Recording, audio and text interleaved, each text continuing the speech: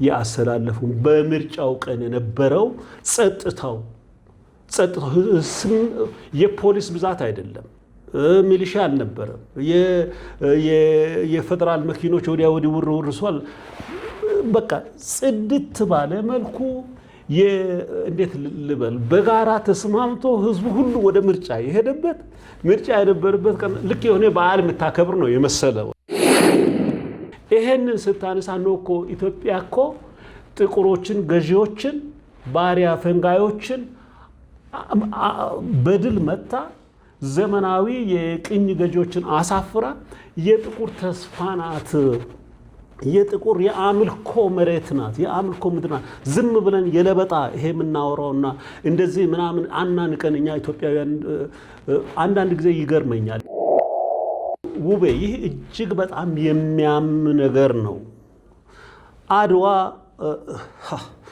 አድዋ ለኛ አባቶቻችን በእግር ሂደው ያለውን የራሳቸውን የእርስ በርስ ቁርሾን ወደ አንድ ቦታ አስወግደው በአንድ ላይ ቆሞ ያጸኑትን እኛ በአግባቡ ለጥቁሮች ግን የተስፋ የቅድስት አገር ናት። የእኛ ጽዮንን ከሞት ተነስተን የምንወርሳት አገር ናት ነው ሙሉት ጥቁሮች። ይሄንን በአግባቡ አልተጠቀምንበትም። ሰላም ጤና ይስጥልን ክቡራትና ክቡራን የአዲስ ምንጭ ቤተሰቦች እንዴት ብላችኋል? እንዴት ሰንብታችኋል? በያላችሁበት የከበረ ሰላምታችን ይድረሳችሁ። ይህ የተወዳጅ እንግዳ መርሃ ግብራችን ነው። አብረውን ቆይታ የሚያደርጉት ደግሞ የግሎባል ብላክ ሴንተር ሴክሬታሪ ጄኔራል የሆኑት አቶ ጸጋዬ ጨማ ናቸው። አብራችሁ እንድትቆዩ በአክብሮት እንጠይቃለን። በድጋሚ እንግዲህ እንኳን ወደ አዲስ ምንጭ መጡ። አመሰግናለሁ። ሁሌም ስለምትተባበረን ውብሸት እግዜር ይስጥልን። በጣም ከልብ ነው የማመሰግነው። እንግዲህ ከቀናት በፊት በእንግሊዝኛ መርሃ ግብር ላይ ውይይት ስታደርጉ ነበረ። ጥቂት እስኪ ስለሱ ነገር በማለት እንጀምርና ግሎባል ብላክ ሴንተር ማን ነው፣ እንዴት ተመሰረተ፣ ለምን ተመሰረተ ወደሚለው እንሄዳለን። ግን ከ4-5 ቀን በፊት ምናልባት እንትኑንም ምስሉንም ከጀርባ አሳያለሁኝ እዚህ ስቱዲዮ ውስጥ ተገናኝተን ዲስከስ ተደርጎ ነው እነማን ናቸው ምን ነበረ የሚለውን እስኪ እንይ። በነገራችን ላይ በድጋሚ ማመስገን እወዳለሁኝ። ይሄ አዲስ ምንጭ ባለው አቅሙ ባለው ቁመና በድፍረት እውነትን በስሟ እየጠራ ብዙውን ጊዜ እውነት ማብራሪያም አትፈልግም፣ ማጭረቅረቅም አትፈልግም። ቆማ ዝም ስለምትል ጎልታ አትታይም እና እውነት ራሱ ፈልቅቆ ይወጣል ስለሚባል ነው። እና በእንደዚህ አይነት ስራዎች ላይ ጠንካራ የሆነ አቋም ይዛችሁ ስለምትሰሩ ደስተኛ ነኝ። አመሰግናለሁ። ባለፈው ጊዜ በዚህ በወርልድ ፒፕልስ አሴምብሊ እና በእኛ በግሎባል ብላክ ሴንተር አንድ ትልቅ ሊበለው አንድ ጎልቶ መታየት የሚችል ዝግጅት አድርገናል። ይህ ዝግጅትም ዋና ዓላማው በአፍሪካ በተለይ በአፍሪካ በተለያዩ ስራዎች በአካባቢ፣ በባህል፣ በትምህርት እንደዚሁም ህብረተሰብን በማገልገል የሚታይ የሚደመጥ ጎልቶ የሚታይ ስራ የሰሩ ሰዎች ከአፍሪካ ተመራርጠው ማለት ተጠቁሞ ወይም ተሳትፈው እውቅና የሚያገኙበትንና የዲፕሎማሲ የፐብሊክ ዲፕሎማሲ መሪዎችን የሚመርጡበት መድረክ ነው የተዘጋጀው። ግማሹን በኢሲኤ ነው ያዘጋጀነው። በኢሲኤ የተዘጋጀው በዩናይትድ ኔሽን ኢሲኤ የተዘጋጀው በአጠቃላይ ጥቅል ስራው የነበረው ምንድነው? ስኮለርሊ በሆኑ ጉዳዮች ላይ የምንነጋገርበት ነበር። እዚሁ የግሎባል ብላክ ሴንተር የመሪነትን ይዞ ስለ ድርጅቱ ማውራት የቻልንበት ሁኔታ ነበር። ከዛ ቀጥሎ የድርጅቱ ትልቁና ዋናው እውቅና መስጠት ነው። ቅድም በነገርኳቸው መሰረቶች እውቅና መስጠት ነው። ይህንን እውቅና በኢትዮጵያ በተለይ በአድዋ ድል መታሰቢያ አዳራሽ ነበር መካሄድ የነበረበት። እውቅና ከመሰጠቱ በፊት ከውጭ ሀገር የመጡ ፐርፎርመርስ አርቲስቶች እንደዚሁም ኢትዮጵያ ውስጥ ካሉት አርቲስቶች ጋር በመቀናጀት ትልቅ ሾው ያደረጉበት ነበር። እውቅና ላይ ወደ 30 በላይ የአፍሪካ ሀገሮች ተሳትፈውበት 25ቱ ተመርጦ ከኢትዮጵያን ወክሎ 3 ያሸነፉበት ነው። ከዛ አንዱን እንደው ለመጥቀስ የወላይታ ሶዶ ከተማ ማለትም የደቡብ ኢትዮጵያ ክልል የፕሬዝደንቱ መቀመጫ የሆነው ማለት የክልላችን የደቡብ ክልል ከተማችን ማለት ነው። ካንትባ የግሎባል ብላክ ሴንተር እጩ በመሆን ከተማውን በቱሪዝም እንደዚሁም በኢንቨስትመንት ምቹ የሆነ በማድረግ ረገድ ካንትባ ሰላማዊ በመሆኑ ቴንኪዩ ስላገዝከኝ እና እኔ ሚዲያ ሰው ስላይደለው ብዙ ጊዜ እና አግዘኝ እና በመሆኑ ካንትባ ክብርት ኢታገኝ ኃይለማርያም ስሳይ አሸንፈው ክልላችንም ከተማችንም ከፍ ያደረጉበት ትልቅ ዝግጅት ነው። እዚህ ላይ ነው እንግዲህ ከእናንተ ጋር የተገጣጠም ነው እና ይህ ዝግጅት በእኛ በኩል ከውጪ ወደ 8 የሚሆኑ የግሎባል ብላክ ሴንተር አባላት ከጋምቢያ፣ ከደቡብ አፍሪካ፣ ከእንግሊዝ፣ ከአሜሪካ ተጠርቶ መጥቶ የተሳተፉበት ነው።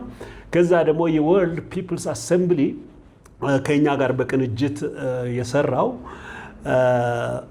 በብዛት ምናልባት ከ50 እስከ 70 የሚሆኑ የውጭ ሀገር የራሱን ትም አምጥቶ እዚህ አዲስ አበባችንን ድሮም ከፍ ያለውን አንጸባራቂ የሆነውን የአፍሪካ ከተማችንን ከፍ ያደረገበት ሁኔታ ነው። ከዛ ጋር በተያያዘ ነው እንግዲህ ከሳውዝ አፍሪካ ሚስተር ነኬዲ እንደዚሁም ከእንግሊዝ ረጅም ጊዜ የግሎባል ብላክ ሴንተር ከ20 ዓመት በላይ አብረን ስትሰራ የነበረች ጽኑ አባላችን ሮሽዴል ሆነው አንተ ስቱዲዮ መጥቶ አንተ ባዘጋጀህልን በእውነት ስለ ኢትዮጵያ በጥልቅ ማውራት የቻልንበት ነው። ስለ አድዋ በጥልቅ ያወራንበት ነው። አንተም አይተዋል። ነኬዲ ሲያለቅስ ታየዋል። ተጸጋይ በእውነት እኔ ኢትዮጵያ ስሟ ሲነሳ አድዋ ሲነሳ እነዚህ ከዩናይትድ ኪንግደም እና ከሳውዝ አፍሪካ የመጡ ወንድሞቻችን እህቶቻችን ሲያለቅሱ ነበረ እና በጣም ስሜት የሚነካ ምንድን ነው በተለያየ ቦታዎች በነገራችን ላይ ወደ ዋና ጥያቄዎቻችን ከመሄዳችን በፊትም በተለያዩ አፍሪካ ሀገሮችን በሌሎችም ቦታ ኢትዮጵያ ስሟ ሲነሳ እንዴት ነው የብዙሃኑ ጥቁር ምላሽ? ከዚሁ ጋር በተያያዘ አቶ ውብሸት በእውነት እኔ እንግሊዝ ሀገር ኦልሞስት ከ25 ዓመት በላይ ነው የኖርኩት። አብዛኛውን ጊዜ የኖርኩት ከኢትዮጵያ ኮሚኒቲ ጋር አይደለም የኖርኩት፣ ከጥቁር ኮሚኒቲ ጋር ነው፣ ከእንግሊዝ ኮሚኒቲ ጋር ነው። ኢንሬር ኬዝ ነው ብዙዎቹ የሚያውቁኝ። በኖርበት ጊዜ ሁሉ ስለ ኢትዮጵያ ያላቸው በእውነት ስሜት፣ ስለ ኢትዮጵያ ያላቸው ፍቅር ከኔ ከኢትዮጵያዊው ይበልጣል ብዬ ነው ማስበው። ያለቅሳሉ። በተለይ ለምሳሌ አንድ ነገር ልንገርህ፣ እንደገና ብዙውን ጊዜ የምደግመው ነገር ነው። ለምሳሌ እንግሊዝ ሀገር ያለ አንድ ወጣት ጥቁር ልጅ ብትጠይቀው አባቱንና እናቱን በውል መናገር ይችላል። አያቶቹንም በስም ጠርቶ መናገር ይችላል። ከዛ በኋላ አያቶች ከዛ አልፎ ያለው ከጃሜይካ፣ ከሄይቲ፣ ከባርባዶስ፣ ከኒካራጓ መጥቷል ብሎ መናገር ይችላል። ከዛ በኋላ ስትለው ባሪያ ነው የሚባለው። እዚህ ላይ ነው እንግዲህ የጥቁር ህዝቦች የታሪክ ስብራት ያለው። ያ ባሪያ ከተባለ በኋላ ይሄ ልጅ ምንድነው ያለው በአእምሮ ባሪያ ስለሆነ ዕቃ ስለሆነ የዕቃዎቹ ልጅ ብሎ የሚል አስተሳሰብ ብሩህ በሆነ አእምሮ ውስጥ ስለሚለጠፍ ይሄንን የሚያስተካክል ይሄንን ታሪክ እውነተኛ ታሪክ ሪሊ ዕቃነት ነው ወይ የሚለውን ነገር የሚያስተካክል መልስ ለመሆን የሚችል ምሰሶ የሆነ ታሪክ የተሰራበት አገር በዓለም ላይ ከኢትዮጵያ ውጪ የለም ነው አሁን ጥያቄው ይሄንን ነው። ይሄንን ስታነሳ ነው እኮ ኢትዮጵያ እኮ ጥቁሮችን ገዢዎችን ባሪያ ፈንጋዮችን በድል መታ ዘመናዊ የቅኝ ገዢዎችን አሳፍራ የጥቁር ተስፋ ናት። የጥቁር የአምልኮ መሬት ናት። የአምልኮ ምድር ናት። ዝም ብለን የለበጣ ይሄ የምናወራውና እንደዚህ ምናምን አናንቀን እኛ ኢትዮጵያውያን አንዳንድ ጊዜ ይገርመኛል። የተማሩት ኢትዮጵያውያን አድዋውን ምንድነው ማናናቅ የሚፈልጉበት ሁኔታ እናያለን። ይህ ውቤ ይህ እጅግ በጣም የሚያም ነገር ነው። አድዋ ለኛ አባቶቻችን በእግር ሂደው ያለውን የራሳቸውን የእርስ በርስ ቁርሾን ወደ አንድ ቦታ አስወግደው በአንድ ላይ ቆሞ ያጸኑትን እኛ በአግባቡ ለጥቁሮች ግን የተስፋ የቅድስት አገር ናት። የእኛ ጽዮንን ከሞት ተነስተን የምንወርሳት አገር ናት ነው ምሉት ጥቁሮች። ይሄንን በአግባቡ አልተጠቀምንበትም። 22 ዓመት ሙሉ ከጥቁሮች ጋር ግሎባል ብላክ ሴንተርን ፕላን ስናደራጅ ስናሳድግ የኖርበት ነው። አውቀዋለሁ። ለጥቁሮች አድዋ ኢትዮጵያ ለኔና ላንተ ከምትሰጠን ተስፋ በላይ ነው የምትሰጠው። በጣም በእውነት በቀጥታው እንግዲህ ወደ ጥያቄዎች ልገባ ነው ማለት ነው። እነዚህም በጣም ወሳኝ ጉዳዮች ናቸው ያነሳነው። ታዲያ ግሎባል ብላክ ሴንተር ማን ነው? ምንድን ነው? ለምን ዓላማን የተቋቋመው? ማን ያቋቋመው? እነማን ናቸው አባላቱ? አመራሩ ማን ነው ወደሚለው እስኪ እንግባ። ይሄንን እድል ስለሰጠኝ እንደገና አመሰግናለሁ። ምክንያቱም ብዙውን ጊዜ የአንድን ነገር ስረ መሰረት ለመረዳት እኛ ኢትዮጵያውያን የምንቸገርባቸው መንገዶች አሉ። የላዩን ይዘን መጋለብ ነው። ግሎባል ብላክ ሴንተር መጀመሪያ ብላክ ኢንተርናሽናል ሴንተር እናቋቁማለን ተብሎ በእንግሊዝ ሀገር አሁን ባለፈው ጊዜ እዚህ ስብሰባ ላይ የመጣ ከኔ 20 ዓመት ሙሉ የተጓዘ ዶክተር ኤድዋርዶ ጋኩሩ የኬንያ ሰው ናቸው። እንግሊዝ ሀገር ወደ 40 ዓመት የኖሩ ናቸው። እሳቸው ባሉበት ይህንን ተሰብስበን ጀመርን እንግሊዝ ሀገር። ኋላ እያየን ስንመጣ ነው ብላክ ኢንተርናሽናል አይደለም፣ ብላክ ኢንተርናሽናል ከምንል ግሎባል ማለት ነው ያለብን። ለምንድን ነው ኢንተርናሽናል ካልን ኔሽን የሚል ኮንሰፕት አለው፣ ኢንተር የሚል ኮንሰፕት አለው። የፖለቲካ ድርጅት የመሆን ነገር ይሆናል። የጥቁር ሕዝብን ጥያቄ በአግባቡ ማስተናገድ የሚችል ግሎባል ብላክ ሴንተር ብለን ማቋቋም አለብን። ይሄ እንግዲህ 22 ዓመት የወሰደብን ጊዜ ነው። እዚህ ላይ አንድ እንደገና ማስረገጥ የምፈልገው ይሄ የፖለቲካ ትኩሳትን የአይዲዮሎጂ አቅጣጫን ተከትሎ የተፈጠረ አይደለም። ጥቁር ሕዝብ ጉዳይ አለው፣ በጋራ የሚያደርግ አለው። ዛሬ ባለንበት 1.6 ቢሊዮን ሕዝብ የጥቁር ኮሚኒቲ ነው በመሬት ላይ። ያን ምንድነው ኢሹ ብለን ካልን የባርነት ታሪክ አለ፣ የዘረኝነት ችግር አለበት። ጥቁር ሕዝብ ያልደረሰበት ለምሳሌ በዓለም ላይ የሰው ልጅ ሰውን ልጅ በድሏል ከተባለ ጥቁር ሕዝብ የተበደለው 160 ጊዜ በላይ ነው። ይህንን ማየት አለብን። ለምሳሌ በጦርነት የተጎዳ ጥቁር ሕዝብ በተደጋጋሚ የተጎዳ ሕዝብ ነው። ታሪኩ የተሰረቀበት ነው። ቅርሱ የተሰረቀበት ነው። እንደ ሕዝቡ በተፈጠረበት ቦታ እንዳይኖር እንደ እንስሳ ሀውንት እየተደረገ እየታደነ የኖረ ህዝብ ነው። ያ የጥቁር ህዝብን ስቃይ በአግባቡ ሰንዶ አስቀምጦ ትክክለኛ ታሪኩን ካስቀመጥን በኋላ ልጆቻችን አያቶቻችን ምን ሰርቷል የሚለው ነገር ማስተካከል አለብን። ይሄንን ለመስራት በታሪክ ላይ፣ በቅርስ ላይ፣ በትምህርት ላይ በጥቁር ታሪክ፣ በጥቁር ቅርስ፣ በጥቁር ታሪክ ላይ የሚሰራ ድርጅት መቋቋም አለበት። የዛ መልስ ለመመለስ ነው የተቋቋመው። የተቋቋመው እንግሊዝ ሀገር ነው። እኔ ከጅምሮ ጀምሮ እስካሁን የተጓዝኩበት ነው። በአሁኑ ጊዜ በእውነት እደግመዋለሁ ይሄን ነገር ኢትዮጵያ እንደ አገር እንደ ትልቅ አገር አሁን ደግሞ የደረሰችበት ማመን በሚያስቸግር መልኩ ነው። ይሄንን ለማየት በመብቃቴ እጅግ በጣም ደስተኛ ነኝ። እንደ ትልቅ አገር ለጥቁር ህዝቦች ብዙ ነገር የሰጠች አገር ናት።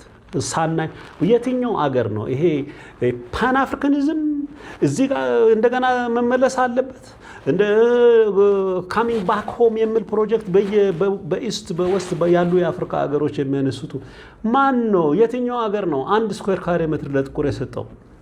ኢትዮጵያ እኮ ሰጥታለች። በዓለም የመጀመሪያ ሀገር ለጥቁር አፍሪካ ውስጥ መታችሁ ቤታችሁ ነው ብላ መሬት የሰጠች ኢትዮጵያ ናት። የመሪነት ሜዳ የምትጫወት ናት ኢትዮጵያ። ለጥቁር ህዝብ መተና በባርነት ከሄድክበት ተመልሰና ብላ መሬት የሰጠች ናት። አንድ ከዛ ቀጥሎ ምንድን ነው ገርድን የመሰለ ነገር አድርጋ የጥቁርን ህዝብ ከፍታ ላይ ያኖረች አገር ናት። የአድዋ ድልን የአድዋ አሸናፊነትን የአድዋ የመሪነትንና የሰጠች አገር ናት። ከዛ አልፎ ደግሞ ግሎባል ብላክ ሴንተርን ሄድ ኦፊስ ያደረገች አገር ናት። እንዴት ነበር አገባባችሁ? እዚህ ቢሮ በቀላሉ ነው ሁኔታው ምን ይመስል ነበር? እኔ በጣም ምክንያቱም እዚህ ሄድ ኳርተር በመዲናችን ሲሆን ቴንኪዩ እንደው ይህንን ስለጠየቀኝ። ይሄ እኛ የሰራ ነው። እዚህ ስንመጣ ማንንም አናውቅም። አንድ ባለስልጣን እገሌ ብዬ ነው የምጠራው ሰው አልነበረም። የሚያቀኝም ሰው ብዙ ሰው አልነበረም። ባለስልጣን ስንመጣ 19 ሰዎች ተወካዮች ፋውንዴሽን ዴሊጌሽን የሚል ተነስተን መጣ። ስንመጣ ምንድነው የተደረገው? በወቅቱ ውጭ ጉዳይ ሚኒስትር ጋር ከኢትዮጵያ ኤምባሲ በኩል አድርገን በቅርብ እንሰና ነበር። እዚህ ላይ አንድ ነገር ማንሳት እፈልጋለሁ። የግሎባል ብላክ ሴንተር ኢትዮጵያ ውስጥ ሄድ ኳርተር እንዲከፍት ትልቅ ሚና የተጫወቱት የቀድሞ በእንግሊዝ ሀገር የኢትዮጵያ አምባሳደር የነበሩት ክቡር ተፈሪ መለስ ናቸው። ይሄ እሳቸው አቅፈው ነገሩ ገብቷቸው ኤምባሲ ላይ እንድንሰባሰብ ባይፈቅዱ ኖሮ እዚህ አንመጣም ነበር። ሌላ ሀገር ኦልሬዲ የቀረበን ነበር። ሩዋንዳ ነበር፣ ጋና ነበር፣ ዩጋንዳ ራሱ በቅርብ እኛ ጋር እየተከታተሉ እኛ ጋር አቋቁሙ ስለሆነ ሄደው እሱን እዛው ወሰዱ ነበር። ግን ክቡር አምባሳደር ተፈሪ መለስን በአካል ቀርቤ እሳቸው ነግሬያቸው ገብቷቸዋል። ይሄ የኛ ጉዞ የተለያዩ ሰዎች በቀላሉ ሊረዱ አልቻሉ። እሳቸው ምንድነው ያደረጉን? ምንም በእኛ ኢንተርፌር ሳያደርጉ ምንም ሳይሉ ኤምባሲ ጸጋዬ ይሄ ነገር የምትችሉበት ከሆነ እኔ ሙሉ ድጋፍ እሰጣለሁ ብሎ ኤምባሲያቸውን ከፍተው ሰጥቶ በሳቸው መሪነት ይሄ ታሪክ ያስታውሳቸዋል። ከዛ በዛ ብቻ አላቆሙ። ከውጭ ጉዳይ ጋር እንድንገናኝ አደረጉ። እኛ 3 ዓመት በላይ በተከታታይ የኢትዮጵያን ኤምባሲ አዳራሽ በነፃ ተጠቅመን ኢትዮጵያ እውነትም አቃፊ መሆኗን መሬት የሰጠች አድዋ ድል የሰጠች ይህንን ሁሉ ያደረገች አገር ኤምባሲዋንም እየሰጠች ናት። ኤምባሲዋን እንዲሰጥ ያደረጉት ትልቅ ሚና የተጫወቱት ክቡር አምባሳደር ተፈሪ መለስ ናቸው። ይሄ ታሪካዊ ምስጋና ይገባቸዋል። ከዛ በኋላ እዚህ እንድንመጣም ፋሲሊቴት ያደረጉት እሳቸው ናቸው። አሁን እዚህ ስንመጣ በወቅቱ የውጭ ጉዳይ ሚኒስትር የነበሩትና ምክትል ጠቅላይ ሚኒስትር የነበሩት ክቡር ደመቀ መኮንን እኛ 19 ሆነን ከኢትዮጵያ ኦሪጂን ያለው እኔ ብቻ ነኝ ያለው፣ ሌሎች ሁሉ ውጭ ሀገር ሰዎች ናቸው፣ ጥቁሮች ናቸው። ስንመጣ 19ኛችን ቢሮአቸው ሲቀበሉ እንደ መንግስት እንግዳ አድርጎ ነው የተቀበሉ። ያ ነው እንግዲህ ልባችን ያሞቀው። ከተቀበሉ በኋላ ምንድን ነው ያሉት? የጾም ጊዜ ነበር። እያንዳንዷን ዝርዝር ተዘጋጅተውበት በኮምፒውተርም በማስታወሻም ተዘጋጅተውበት እኛ መናገር የሚገባንን ለእኛ መናገር ጀመሩ። በሚገርም መልኩ በዛ አልጠበኩም። ከዛ በፊት 3 ጊዜ ገብቼ 3 ጊዜ የወጣው ሰው ነኝ ከዚህ ሀገር። ኋላ ገረመን። ልክ ከሳቸው ቢሮ ስንወጣ ይሄ ነገር ኢትዮጵያ ተቀብላናለች አንድ ያላቅማም። ከዛ በኋላ መንገዱ እየተከፈተ ሄደ። እዚህ ላይ ግልጽ ማድረግ የምንፈልገው ከውጭ ነው የመጣ ነው። ኢትዮጵያዊ የለም፣ ኢትዮጵያዊ ፓስፖርት ያለው የለም። እንዴት ሄድ ኳርተሩን እንከፍታለን? እኛ እዛ እንግሊዝ ሀገር ማቋቋም እየቻለን እዚህ መጣን። የኢትዮጵያ ውጭ ጉዳይ ሚኒስትር ክቡር ደመቀ መኮንን በነበሩበት ጊዜ ምንድነው የሆነው? ደብዳቤ ጽፈው ይሄ ድርጅት ለኢትዮጵያ የሚያስፈልግ ነው፣ አስቀድመን እኛ መስራት የነበረብን እሳቸው ያሉትን ነው፣ ገና አይደለም ለ19 ዴሌጌሽን ያሉትን ነው ደግሞ ይሄንን ኢትዮጵያ መስራት የሚገባት ዘግይተናል እነዚህ ሰዎች ብሎ ፑሽ አድርገው ነው ላይሰንሱን የሚወሰነው እና ኢትዮጵያ ስትቀበለን ማመን በሚያስቸግር መልኩ ነው። እጅግ በጣም አኩርታን እድሜ ልክን አሁን በእንባ ያለቀስኩበት ሁኔታ ነበር። ማላውቀው ሰው አንድ የሚያቀኝ ሰው የሌለበት በአምባሳደር ተፈሪ መለስ በኩል ተጀምሮ እስከ ውጭ ጉዳይ ሚኒስትር አግኝተን ከዛ በኋላ ውጭ ጉዳይ ቢሮ እንደወጣን ምንድነው ያደረጉልን? ውጭ ጉዳይ ከቱሪዝም ሚኒስትር አምባሳደር ነሲሴ ጫሊ ነበሩ። እሳቸው ተቀብለውን ምንድነው ያደረጉን? 19ኛችንም የኢትዮጵያን ባጀት የህዝብ ገንዘብ መድበው ምንድነው ያደረጉ? ላልበላ ነው ይላኩን። በዛን ጊዜ ላልበላ ቁጭ ብለን ሁላችንም አለቀስን። እኔ ራሴ እጄ አላቅም ነበር እንደ ኢትዮጵያ እንዲህ ናት የምለው ይሄ ነው። ከዛ በኋላ እኔ አሳጥራለሁ የኔ ጌታ። ከዛ በኋላ ከካንቲባችን ከክብርት አዳነች አበቤ ጋር ተይዞ ክብርት አዳነች አበቤ ለመንግስት የሚቀበለውን መስተንገድ ያለበትን ያደረጉልን። ከዛ በኋላ እየተጠነካከርን ስንሄድ አንዳንድ ብዙ ቻሌንጅ ችግር አላጋጠመኝም በእውነት። ከዛ እያዩ መጡና መጨረሻ ላይ የቢሮ ችግር እንዳለብን ሳይሆን ቢሮ አድዋ ላይ ሰጥተውናል። ክቡር ካንቲባ ሰጥተውልናል። አሁን ከኛ የምጠብቁት ምንድነው? ውጤት ነው የምጠብቁት እና ኢትዮጵያ ከሚገባው በላይ ከደረሰብን ውጣ ውረድ የሰጠችን 98% በላይ ነው። እጅግ በጣም የሚያስደስት ነው። እስኪ ማን አሉ? ምናልባት አሁን እኔ በጥቁር ካሚንግ ባክ ቱ ኢትዮጵያ የሚለውን እንግዲህ የአባቶቻችን ሀገር እነ ማርክስ ጋርቬይ ሌሎችም አሉና ማን አሉ? እስኪ እንደው የምናውቃቸው እዚህ ላይ አንድ ነገር ግልጽ ማድረግ እፈልጋለሁ። አንደኛ የኛ ድርጅት የፖለቲካ ድርጅት አይደለም፣ ሲቪክ ድርጅት ነው። በጥቁር ህዝቦች ጉዳይ ላይ የሚሰራ ነው። የጸብ ይዞ እንደዚሁ ጥርስ ነክሶ አይደለም። ልጆቻችንን ኢምፓወር ለማድረግ የሚሰራ ድርጅት ነው። ትክክለኛ ታሪክ፣ ትክክለኛ ቅርስ፣ ትክክለኛ ትምህርት የጥቁር ጉዳይን የሚሰራ ነው። በዚህ ጉዳይ ላይ ምንድነው ማድረግ የነበረብን? እንደው አጠቃላይ ስትራቴጂክ ቲሙን እንደው ልንገርህና የማርከስ ጋርቬይ እንግዲህ የጥቁር ህዝብ ራይትስ ሙቭመንት ላይ የጎላ ሚና የነበረው ዩኒያ ለምሳሌ ዩኒቨርሳል ኔግሮ ኢምፕሩቭመንት አሶሲዬሽን አቋቁሞ አሜሪካንን ያንቀጠቀጠ የማርከስ ጋርቬይ ልጅ አሁን ወደ 100 ዓመት ይጠጋሉ ብዬ አስባለሁ። እሳቸው ዶክተር ጁሊየስ ጋርቬይ የኛ የበላይ ጠባቂ ናቸው። የበላይ አውር ግሎባል ፓተርን እንግዲህ ስትራቴጂክ ቲሙን ነው እዚህ ኢትዮጵያ መጥተው ሲቋቋም እዚህ ኢትዮጵያ ውስጥ ቢሮ እንዳቋቋምን ስትራክቸሩን ስናዋቅር የነበረው እሳቸው ናቸው። ከእሳቸው ቀጥሎ እዚህ ላይ ክቡር ደመቀ መኮንንን አይ ዶንት ኖ አማርኛ ያቅተኛል ማመስገኑ ምንም ትርጉም የለው። እንዴት አይነት ኢትዮጵያዊ ተክለሰውነት እንዳላቸው መናገሩ ዋጋ የለውም።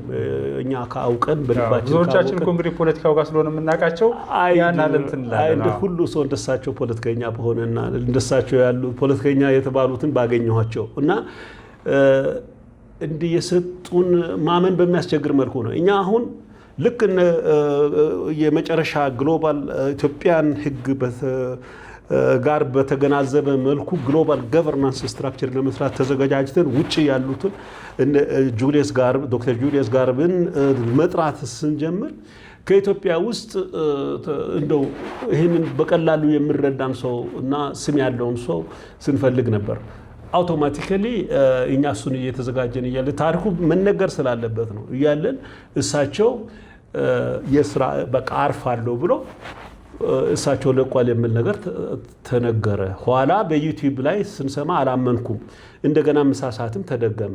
ወዲያውኑ ያንን ውጪ ያሉት የኛ ኔትወርክና ህዝብ ደጋፊዎቻችን አባሎቻችን ያሉት ውጪ ነው ከነሱ ጋር አረ እሳቸውን ማመጡልን ከሆነ እንደ ከስልጣንማ እሳቸው ልክ ጡረታማ ከመውጡ ከሆነ እግዚአብሔር ለኛ ነው ያዘጋጀልን። አረ ቶሎ ቅረባቸው ልቅረብ ብዬ አስፈቀድኳቸው። ኋላ እሳቸው ጋር ቀጠሮ ያስኩኝ ያኔ በምክትል ጠቅላይ ሚኒስትር ስለነበሩ በዛ ቢሮቸው ጠሩኝ፣ አነጋገርናቸው። በቃ እኔ ስለማድረግ እናግዛችኋለን።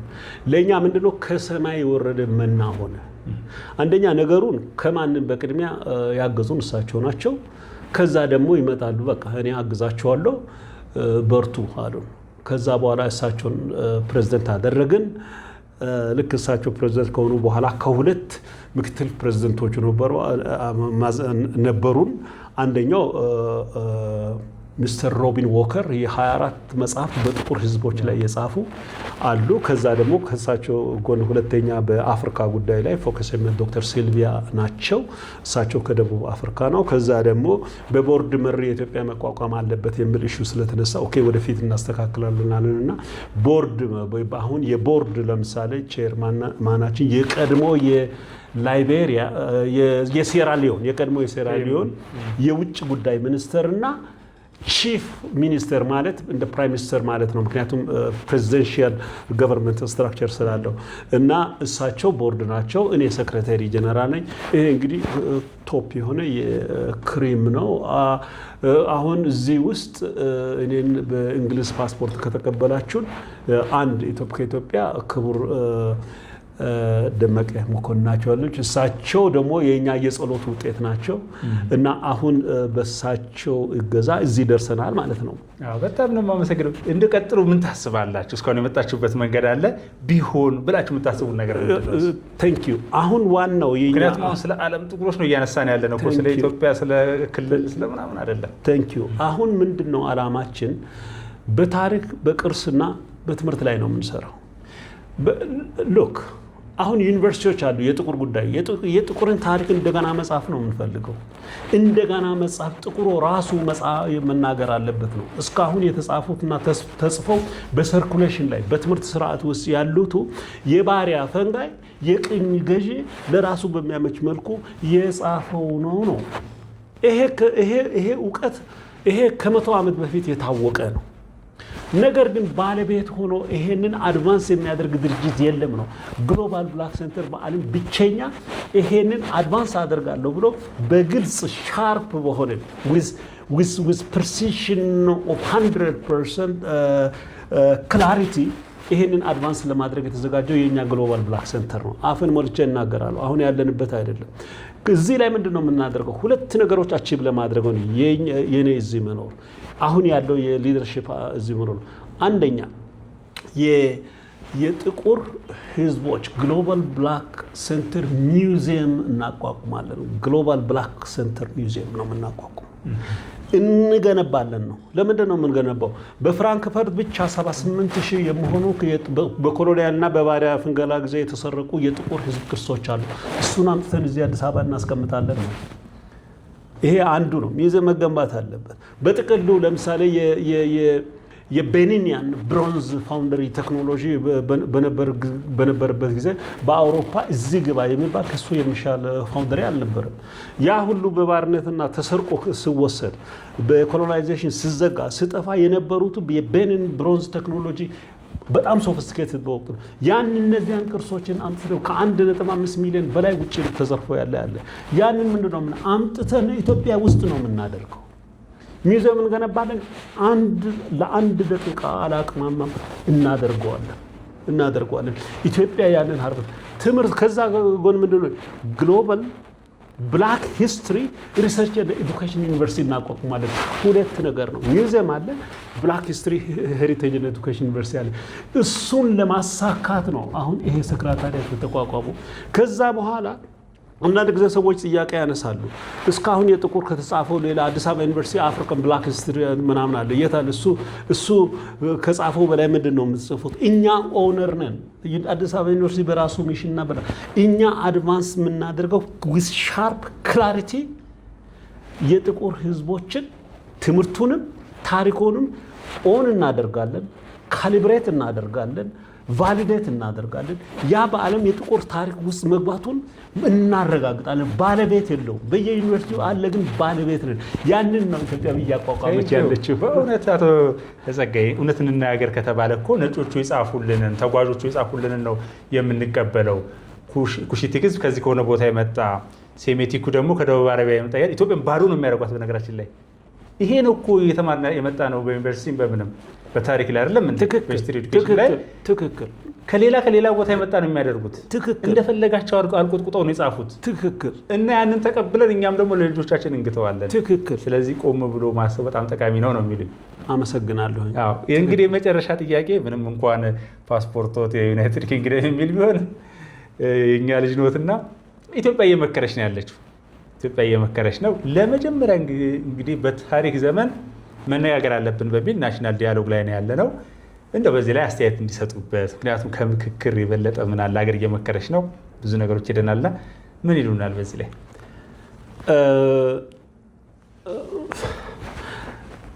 በእውነት ከዚህ ጋር አንድ ወደኋላ ቅርብ እዚህ ሆኜ ኦብዘርቭ የተመለከትኩት እንዲጨምርበትና ምርጫውን እንየው። ምርጫው አሁን ኢትዮጵያ እንግዲህ አይተናል። በጅራፍ ተገርፎ የወጣ የለ።